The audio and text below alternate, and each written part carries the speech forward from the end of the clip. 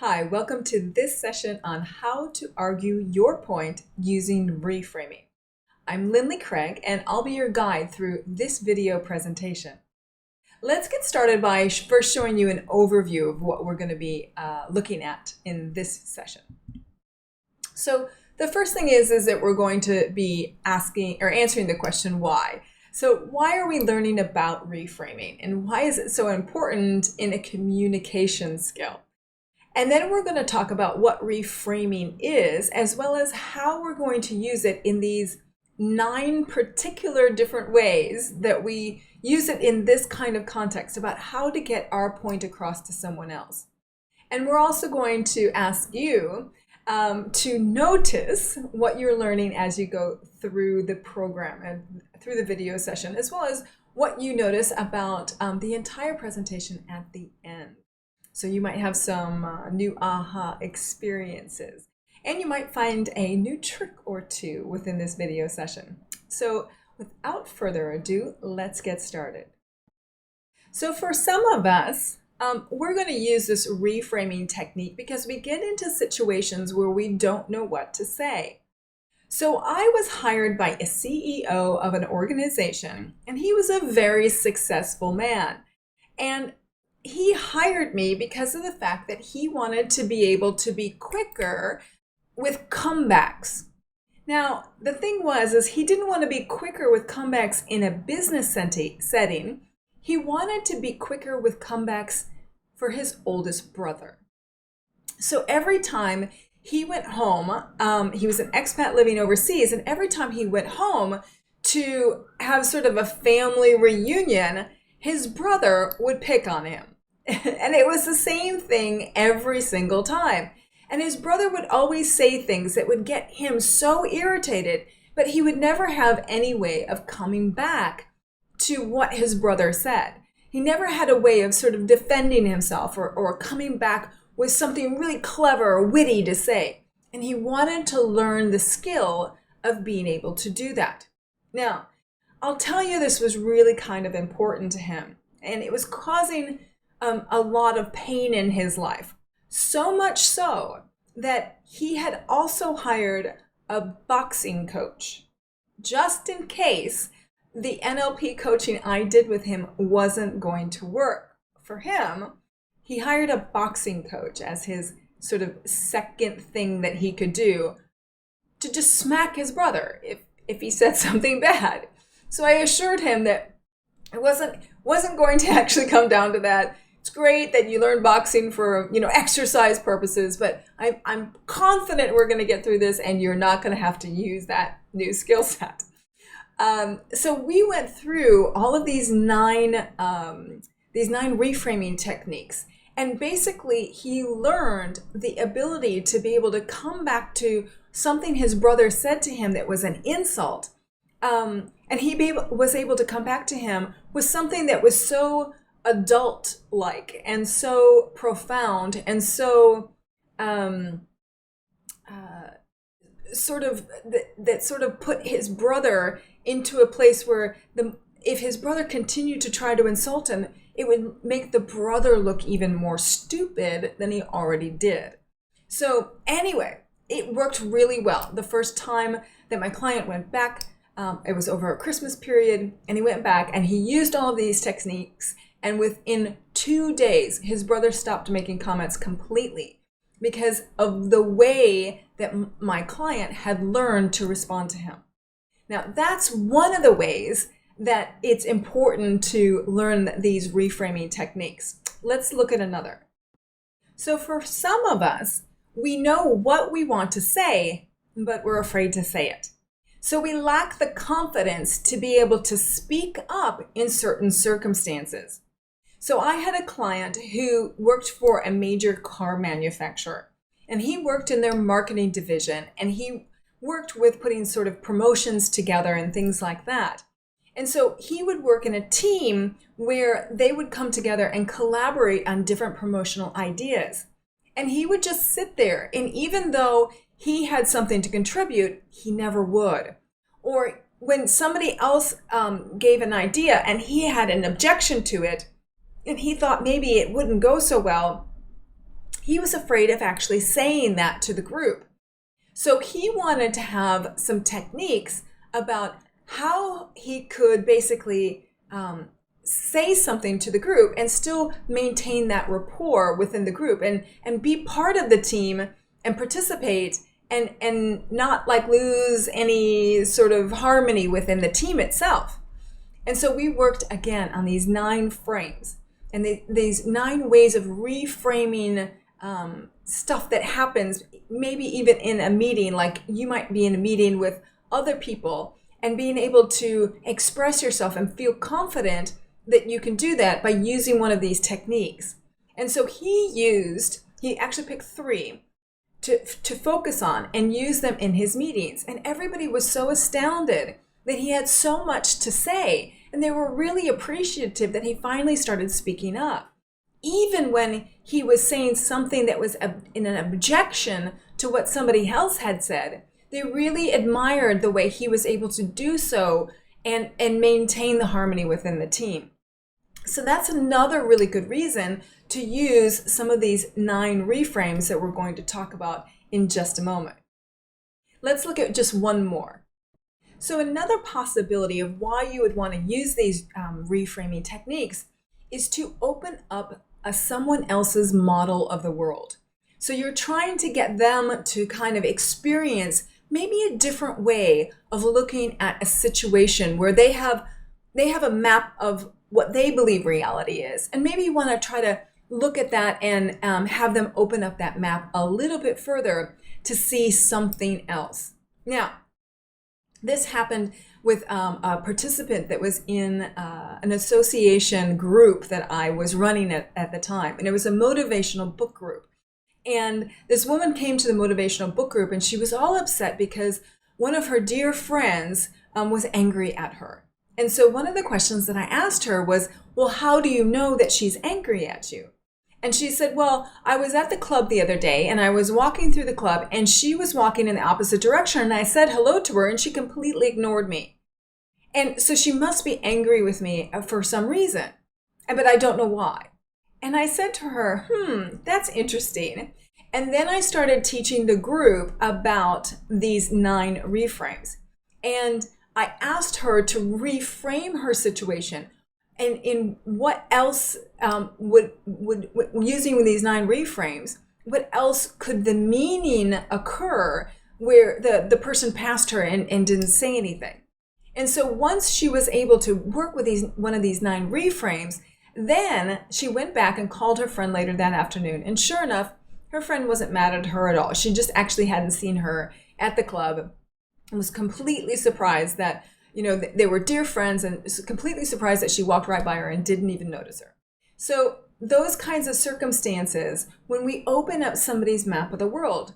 So for that participant in my motivational book club, not only was she able to change that situation in her life, I was able to help her change many situations in her life by teaching her this very simple process.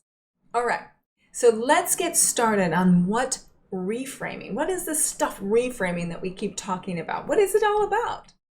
All right, so reframing. So basically what we mean by reframing is that we are looking at the meaning behind a situation or a statement that someone's making. And that meaning, we're basically putting that meaning into a frame.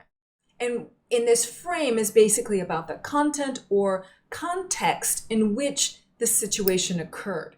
Let me kind of give you an example that might help you to understand a little bit more.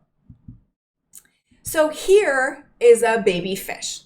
And this baby fish is just swimming along and nothing is going on and there's bubbles and the fish is happy in its little environment, okay? Now, if we change the frame of what we see here and we add a different frame, then all of a sudden the meaning behind the situation completely changes, right? We've expanded the frame and the meaning changes. Now it's not just this fish, this small little fish that's kind of swimming along happily. Now it's this little small fish getting chased by a bigger fish. But what happens if we expand the frame even more? Then we realize that there's even more danger there. And the small fish doesn't have a lot to worry about, and the medium fish has a lot to worry about. So this is what's happening in reframing. Every time we expand that frame, we change the meaning. So how do we do this using these 9 ways to reframe? Let's start with the first one. And as we go through, I'm going to give you an example of a client that I worked with, a very specific client, and how we utilized each of these 9 reframes. And I'm going to explain to you what we were working with, as well as how we sort of reframed everything so that my client could have exactly what he needed in this particular situation. So let's look at the first one. So the first one is this phrase, I believe. Now, the client that I was working with was in a place in Australia, and he was part of a construction company that was in charge of tearing down this building and redeveloping this particular area where this building was. The problem is the building had been there for a very long period of time. And some people in the community considered that building a historical building. And so they didn't want the building torn down at all.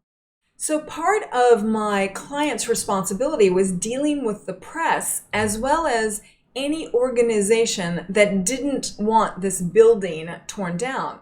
So he was in charge of coming back and having conversations with these in private, as well as in public forums that would be, for example, in the newspaper. So the premise of the opponents to tearing down this building, their premise was, by tearing down the heritage building, you're tearing down the history of Hobart. So this is where he was, in Hobart, Australia, Tasmania. And so by tearing down this building, you're tearing down the history of Hobart. And that was their premise that he had to work with. So the first reframe that we did was, I asked him, so that's what they believe. What do you believe? And this is his response. He said, I believe the history of Hobart rests within the minds of the people, not in concrete and steel.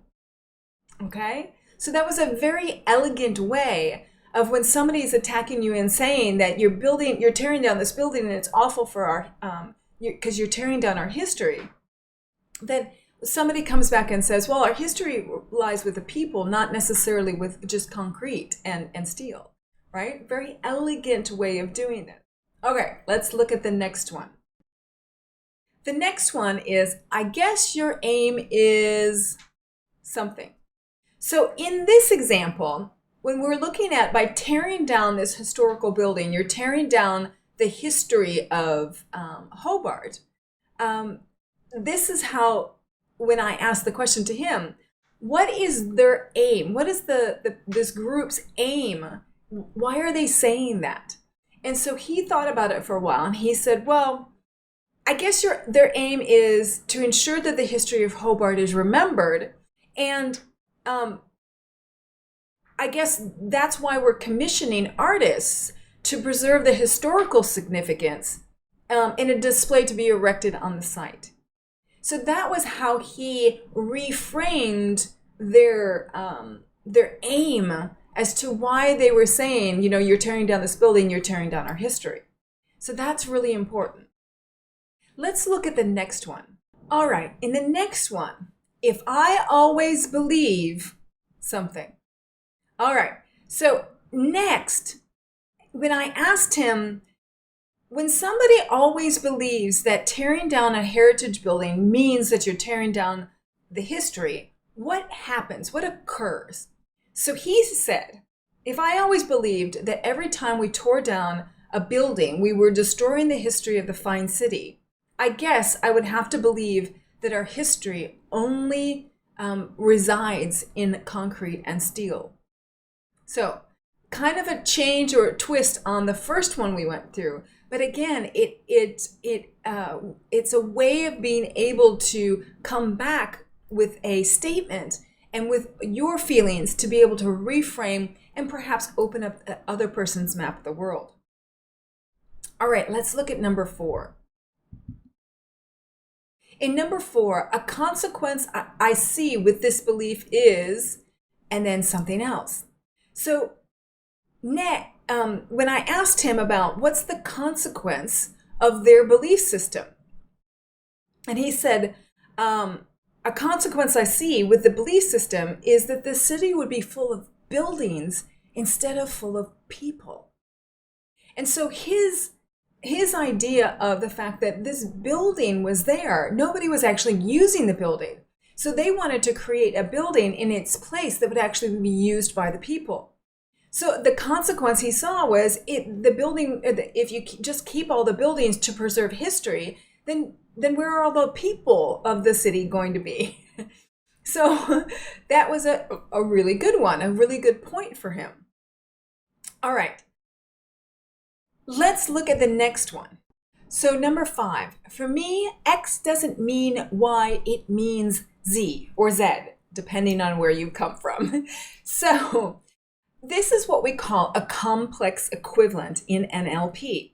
What it means is that someone has said something that tearing down this historical building means that we're tearing down our history of Hobart. So they have tied those two things together. And what we're trying to do is we're trying to give them another thing that they can tie to that first statement that isn't the same. So what we're saying is in this particular example, my client came up with, for me, tearing down a building doesn't mean that we're tearing down a history. It means that we're giving a new chapter in this city of Hobart. So we're creating this new chapter, this new history for us to experience in the city of Hobart. So that's what we mean by it doesn't mean this, it means this other thing over here. And that's a really great way of reframing it. And again, we're just stating our opinion. They stated their opinion and we're just stating our opinion. So it's a kind of an easy thing that doesn't really cause us to have conflict. We're not saying that their opinion isn't correct. We're just saying that's your opinion and these are our opinions. Okay? So let's look at number 6. Number 6 is, to me, what's more important is, all right, so when I asked my client to finish this particular thing, I said, what's more important to you in this circumstance? And he said, to me, what's more important is that having a building that gives back to the public, one that the public can use on a daily basis. And so for him, the historical building wasn't being used at all. It was so old that it didn't have central air conditioning. They couldn't put air conditioning in. It had a lot of leaky windows. It was really cold in the winter. It didn't have enough natural light. So not a lot of places were being able to use it. They couldn't rent it out to food and beverage organizations. They couldn't rent it out for small businesses. So the building just sort of sat there empty and just taking up space. So he was saying it's more important that people actually use the building instead of it just sitting there. So that is number 6. Let's go on to number 7. In number 7, you're basically having a curiosity question. You're just like, I wonder if there's ever been a time. So you're not actually stating this back to the person. You're just kind of thinking out loud. So it's a nice, easy way to maintain rapport and still be able to get your point across. So when I asked my client to finish this statement, he said, I wonder if there's ever been a time when a city has torn down the building and not lost part of its history. All right? So it makes the person think, well, there's a lot of cities in the world that have torn down historical buildings. Have they lost their history at all? I mean, if you think about London and Paris, my goodness, they got their cities bombed. And did they lose their history? Maybe, or maybe not. So this is one of those questions that we're not actually stating a question. We're just kind of wondering about something. Again, opening up the map of the world. Let's look at the next one, number 8. Now in number 8, we're saying, I'm not clear. How does X mean Y? Again, this is the same complex equivalent that we're looking at. But instead of offering our own opinion, what we're saying is I'm not clear on how your meaning is related. So this one, it's very simple. My client just said, I'm not clear. How does tearing down this historical building mean we're going to lose part of our history? How does the one mean the other? And so what we're asking for is more of an explanation, more of an understanding of their map of the world. And it's a nice, easy way to let them expand and for us maybe to come back with a different reframe later on. Let's look at number 9. In number 9, I wonder how you would know if it wasn't true. So again, in this one, we're turning it back on the other person. We're not stating our own opinion, but we're asking them to look at their opinion, their meaning, and expand it. So I wonder, how would you know if tearing down this historical building wasn't true, that we were going to be tearing down our history? So how would you know it wasn't true? And again, we're just giving that back to the person who has made this statement, and we're asking them to expand. So it's another great way of creating a harmony and rapport, but still exploring the meaning and creating a bigger map. All right, so those are the 9 reframes. So I have a challenge for you. The challenge is for you to be able to work on the 2 exercises below, and a third challenge to work on your own. So the first 2 are examples that I've given you, where you're going to take the 9 reframes, and you're going to go through each example. So the first example, you just read the statement and then look at the 9 reframes and then write down what would you have stated instead. And then in the second one, you're doing the same thing. And what you'll notice is that some of them, when you do them, they'll come quite quickly. And those are the ones that might be easiest for you to explore in a verbal situation, in verbal communication with others. And then the last example, or the last challenge for you, is your own.